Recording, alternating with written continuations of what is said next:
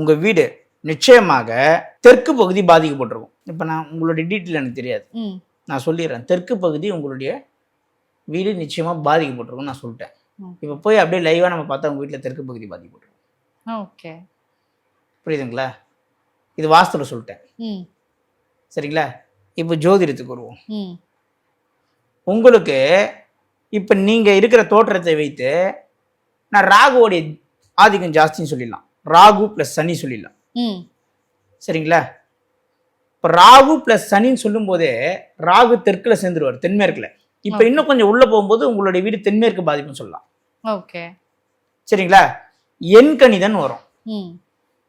எண் கணிதன் வரும்பொழுது அதில் வந்து பார்த்தீங்கன்னா 6, 24, 15 ஆகிய டேட்டுகளோடைய உங்களுடைய டேட் ஆஃப் பர்த்தோ இல்லை நீங்கள் பிறந்த கிழமை சனியோ புதனோ சம்மந்தப்படும்.